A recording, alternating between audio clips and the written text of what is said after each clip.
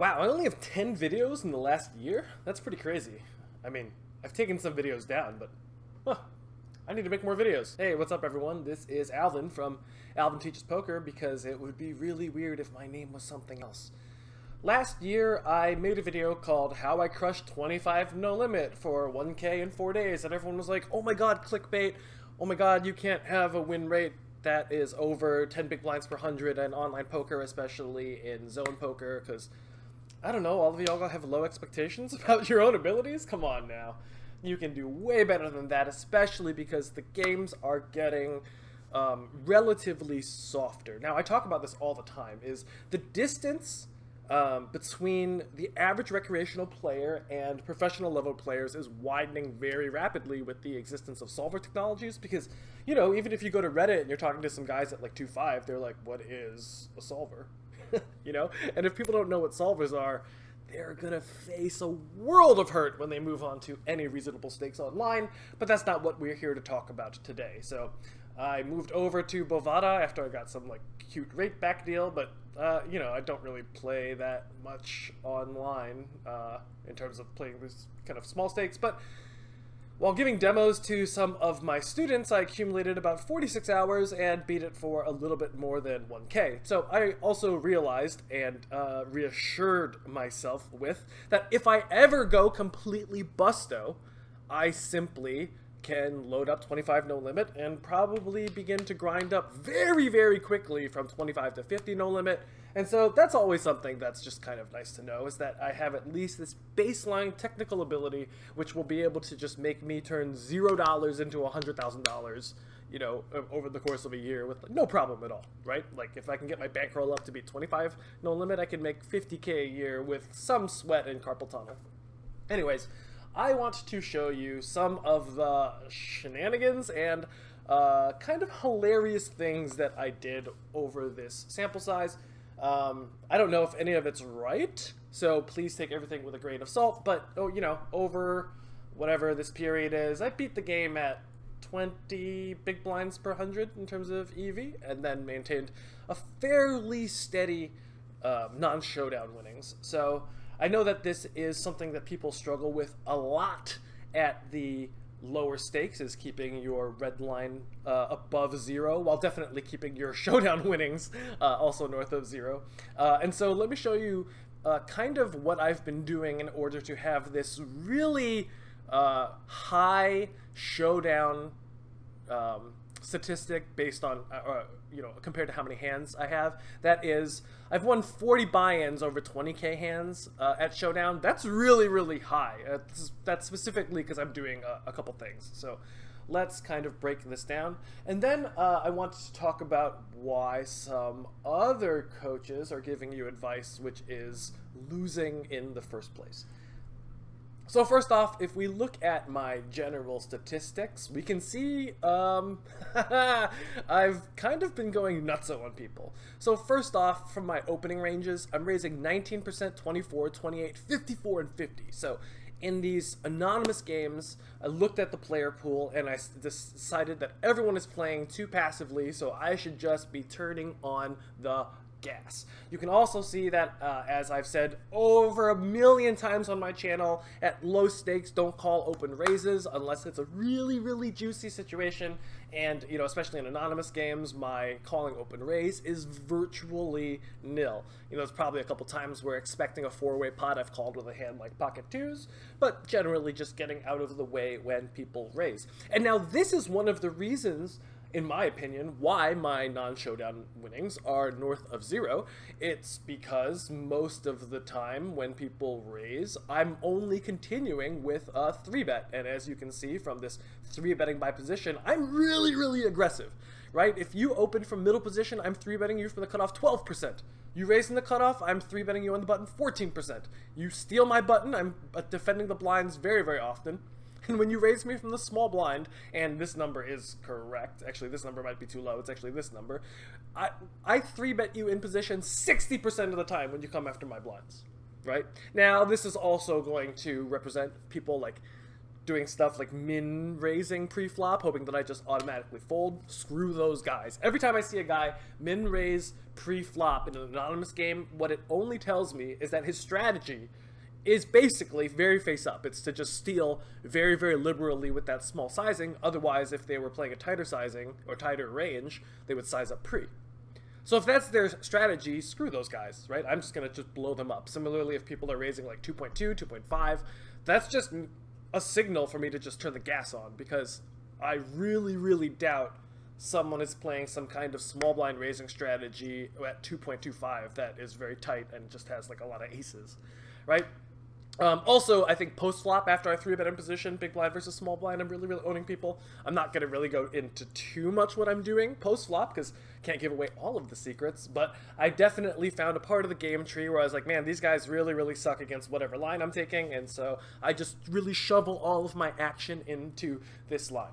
Now, one thing that is also important to realize is that, you know, in addition to all of this incredible pre-flop aggression, I don't necessarily rely on brute post-flop aggression in order to get this red line to be at least 0, right? Now, so first off, let me tell you, it should actually be north of 0, and if I was actually playing this to the maximum exploit correctly, now after looking at my database, my red line should actually probably be significantly north of 0, and I should have significantly more winnings after I see what my opponents have been doing and how I should optimally exploit them. So, for example, if I just look at this, and when I RFI, I know this is kind of, you know, a lot of numbers, but here, barrels. So, in position versus big blind, I bet a ton on the flop, bet pretty often on the turn, and then you can see on the river, woof, my barreling just completely drops off.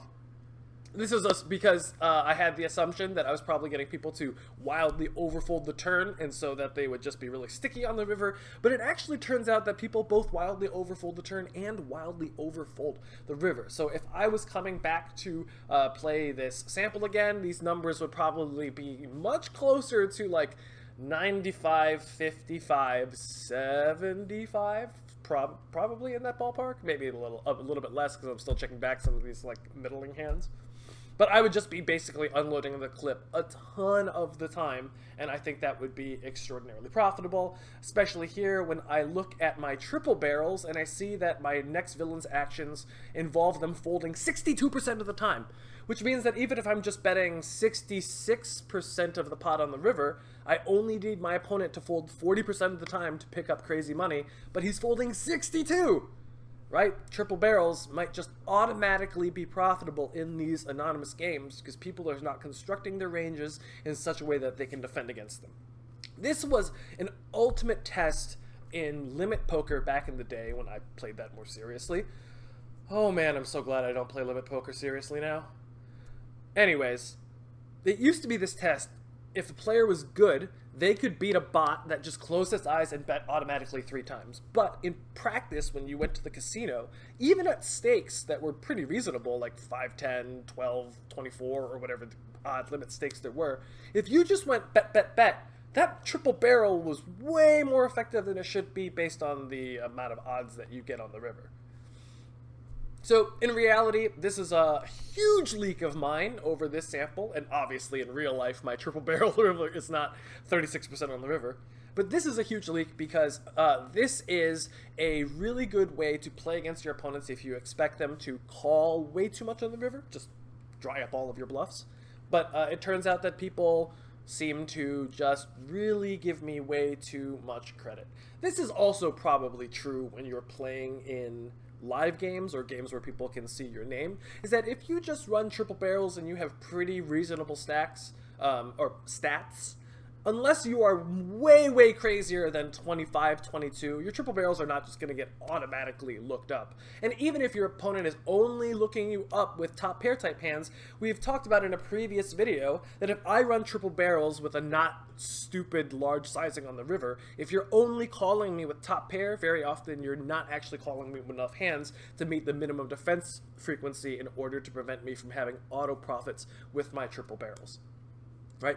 So when people are like, oh man, you must just run all these triples, that's actually not the case. Over this sample, I ran very few triples. And so you imagine if I ran triples all the time, not only would my win rate have been higher, but then my non-showdown winnings would have easily been positive. So that's something that is kind of important, right? Is that even at these stakes, 25 no limit, these games where everyone is like loose and splashy and calling way too much pre and post, I do expect that I could have very severely positive non-showdown winnings. And so when people are like, oh, non-showdown winnings don't matter, I mean, I guess it doesn't matter if you make more money. But very often, I don't think people realize from the entire push and pull of, you know, winning more at non-showdown and less at showdown because your bluffs are getting called more often, that by adding non-showdown winnings and losing some showdown winnings, that you're actually increasing your win rate in the overall. So that's really important. Now, something that's also really important that is kind of overlooked is the importance of playing much looser than your opponents. So at this stake, 25 no limit, I'm playing 25-22 with a 3-bet of 13, right? Which is probably the wildest regular statistics in the game of a player who's not just like dumping money, right? Of all the profitable players, I have to probably be one, the most profitable at this limit, obviously, which is not a brag in any sense because this is 25 no limit and I play much higher stakes. More than 1,000 times the stakes? That's crazy. 2,000 times the stakes? More than that. 5,000 times the stakes? It's only dividing by a quarter. I don't know why this math is suddenly very difficult. Regardless, I play much looser than everyone else, and I try to actually maintain that as reasonably as I can and as much as my opponents will let me as I move up. And so... oh, red chip poker. I've been getting all of these Facebook ads, and they're like, yo, check out our Bulletproof Opening Ranges. This shit is bulletproof, man. I don't even know what that means. But from a solver perspective, these ranges are just hot garbage. Okay? So, first off, I don't know who put these ranges together, but they're just embarrassing. And also just extraordinarily arbitrary. So just look at the percentages. 7%, 8%, 9%, 10%.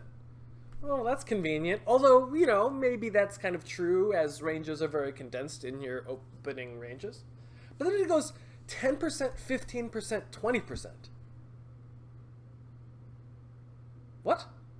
Who came up with these? Did someone just say, okay, cool, let's just add a 1% at the beginning and then add 5% later on and then pick 37% and then 21%? 37% and 21%? Are you crazy?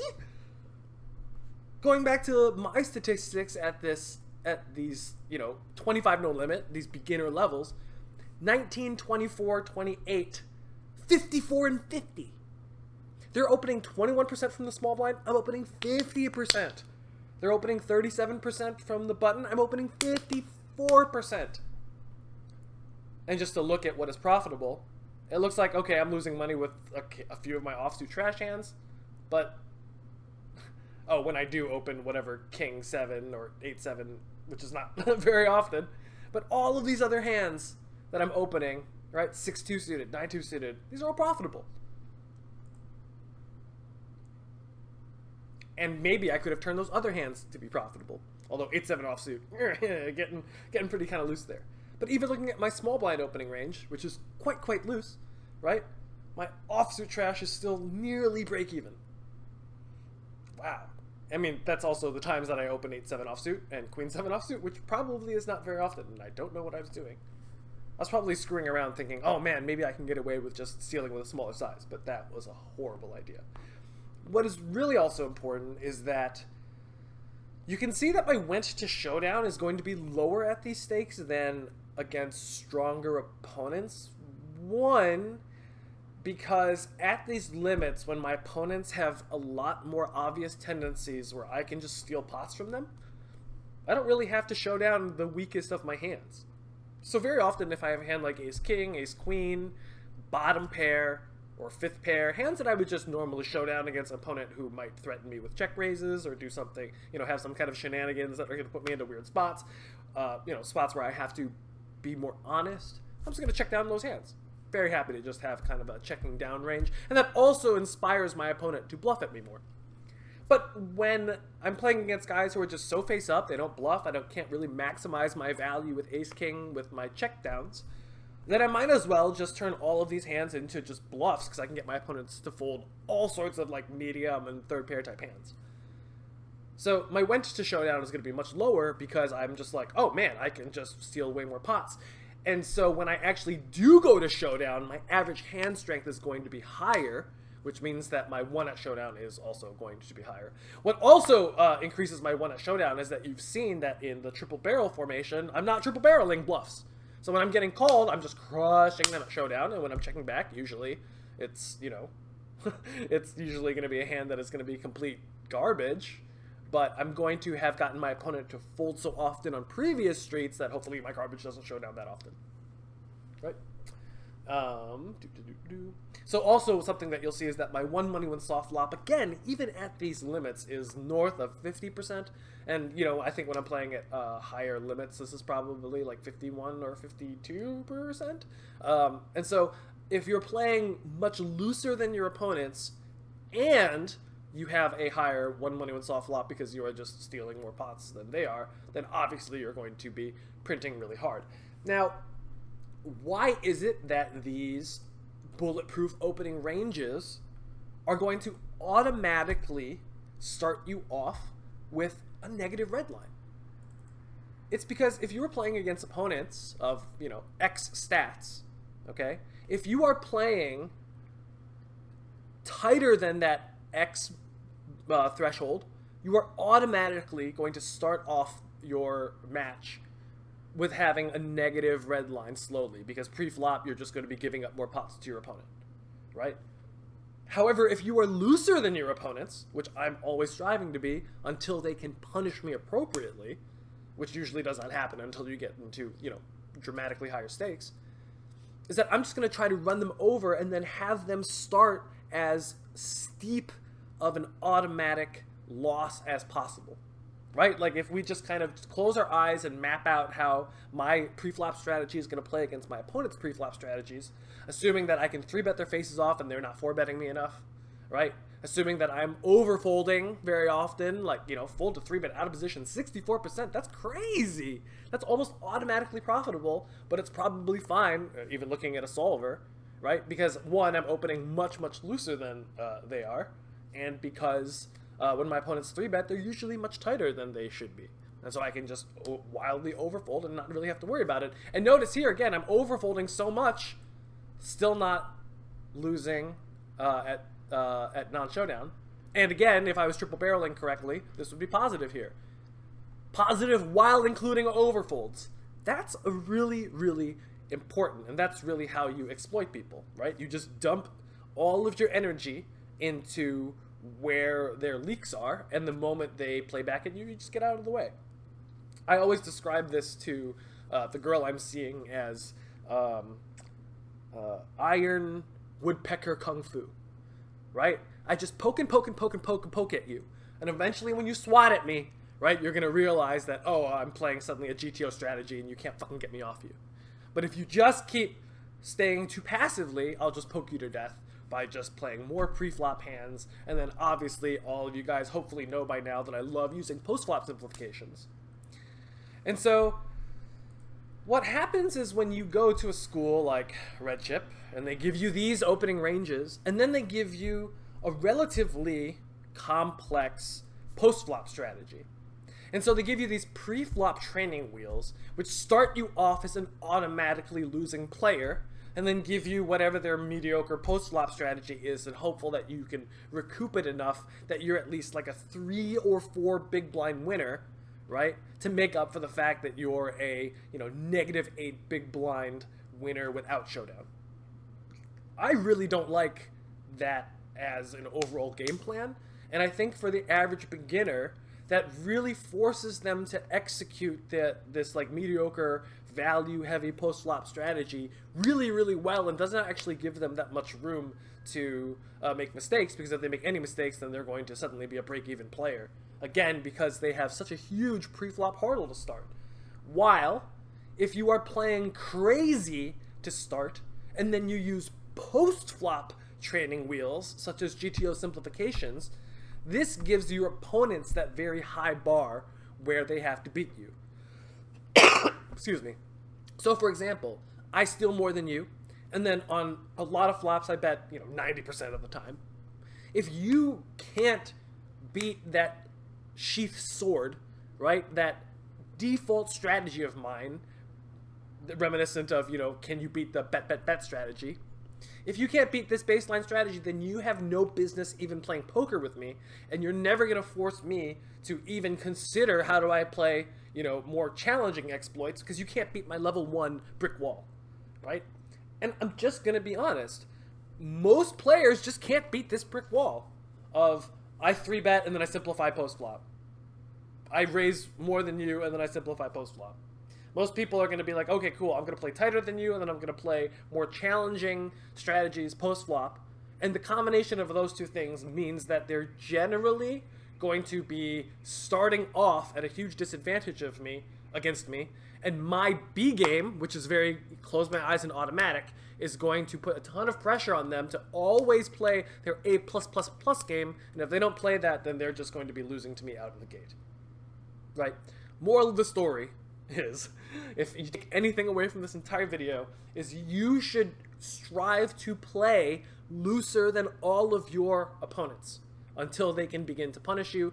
And if you are watching this video and you've been watching with interest talking about 25 no limit, I assume, right, that your opponents are going to be much tighter than optimal is, and you can play much looser and really punish them. So start with really good loose pre-flop ranges, and then use post-flop training wheels instead of using pre-flop training wheels and then whatever bullshit strategy that polarizes your ranges on the flop and is too complex anyways. So I hope this is kind of eye-opening for you. This is something that I've been thinking about a lot, but I haven't really necessarily been able to verbalize. I'm like, why is it that playing loose is just going to be so much better? It's, again, because you just start off with this kind of initial profitable buffer because your opponents are not going to be punishing you. If you want to see more about how I approach these games, and you want to see more about what I'm talking about when I talk about post-flop simplifications, please check out my website, overnightmonster.com, and hopefully I'll be coming out with a video before next month. Take it easy, guys.